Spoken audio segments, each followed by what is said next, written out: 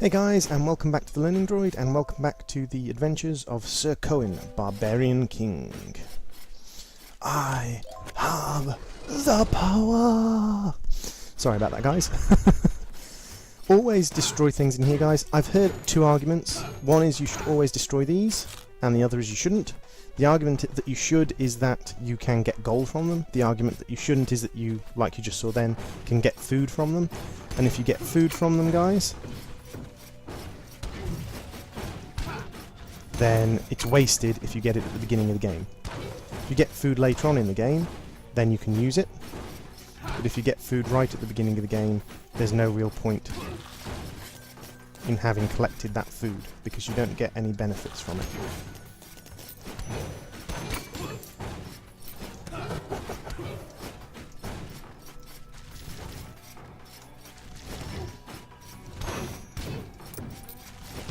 The eyeballs are perhaps one of the most annoying bad guys in the game, because they're one of the few that can shoot through walls, and later on they shoot a wave of bullets and then whole sort of and then shoot triple waves of bullets as well, which makes it even worse.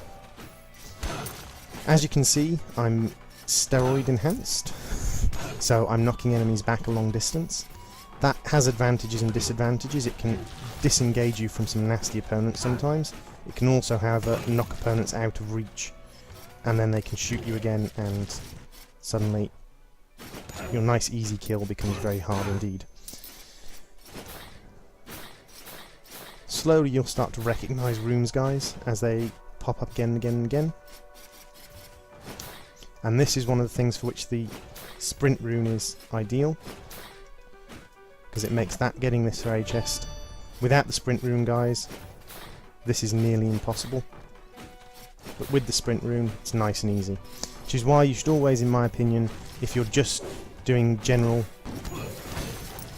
run through of the game, you should always carry a sprint rune, and you should always carry a double jump rune, because those two runes give you the most bang for your buck, in my opinion, as far as most of the runes go.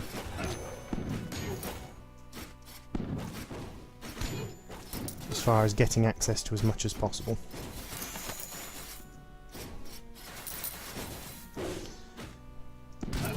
You should always destroy everything as well, guys, because it might drop nothing, but it also might drop a bag of gold, and a bag of gold is worth 10 coins, so it really does become worth it in the end to go through and destroy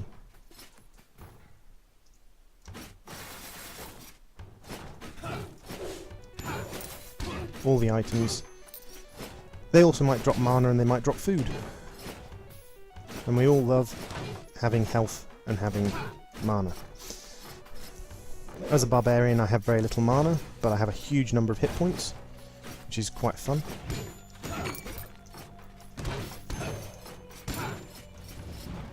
Oh, good grief. See, they can shoot through walls, but only if the wall is very thin. It's designed to let them fire even when they're up against the ceiling, but it also occasionally lets them wall hack. But we can wall hack too, because our sword, for some unknown reason, has the ability to go through walls.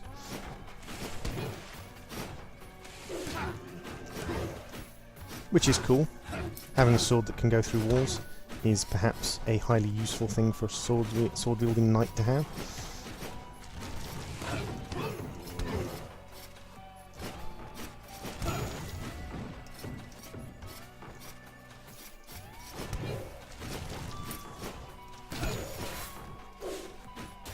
There's a great little trait you can get, guys, called peripheral arterial disease, which basically stops those spike traps going off. It's one of the traits that I usually grab, and occasionally I've been so eager to grab that particular trait. There's another dwarf hole. I've been so... ooh, dear.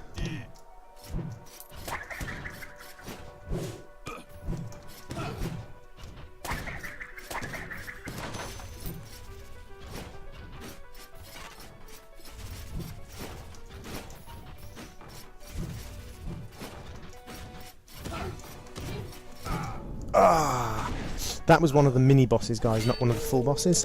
If you defeat him, you get a chest that either contains a rune or a pattern, a bonus to one of your stats, so +1 attack, +1 magic attack, +5 mana, +5 health, +5 carry weight, or a large amount of gold. So it was worth the fight. So we've got time for one more, guys. Dexicardia. Swaps your HP and MP. Dwarfism and ADHD. Let's see if I can actually find any dwarf holes, guys. This is a nice little spell as well. Let's grab that and upgrade our mage to a Grand Magus next time. As you can see, I have a tiny little sword. But that's quite a nice spell, guys. That passes through walls as well, but it's not a straight shot like a chakram, and it's not a very heavily curved shot like an X, so it's a 50-50. 3 bits of gold, worth destroying those. Straight away I get a big open room, which is one of the places where being a dwarf doesn't pay off too well.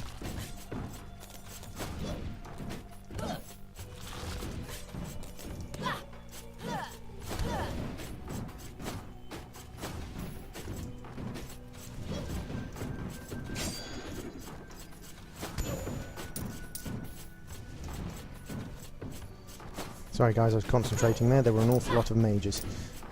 And even more mages. Die! Die! Because I have a very little sword, guys, it's very hard sometimes to kill things. Oh yeah, I could have skipped that as well. But I wanted the chest, so doesn't matter either way, I wanted the treasure chest. Now guys, because these 3 chests were here, I know there's not going to be a chest at the top. And that's how you tell, guys. If there's 3 chests here, or 3 pots here, or 3 crates here, down at the bottom, there's not going to be a chest at the top. It is sometimes worth checking if you're not sure and you've accidentally destroyed them and can't remember whether they were there or not. But if there's no bad guys, but there is 3 boxes here, there's not going to be a chest. If there are bad guys in the room and there aren't 3 boxes down there, there's a chest up at the top, and it's worth going up to find it. Because it's quite an easy, they're often quite easy chests to get.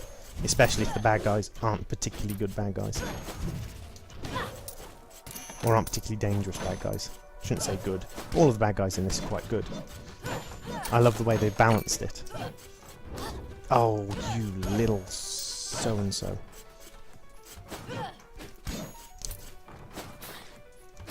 Once again, a great use for dash, guys, to bypass those. Nasty little rooms where you might get damaged if you're not very careful.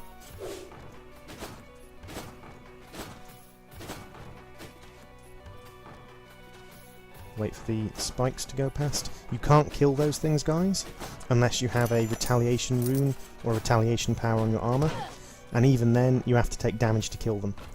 They will, however, occasionally randomly die, and from what I can tell, they seem to, I don't know, take damage every time they hit a wall.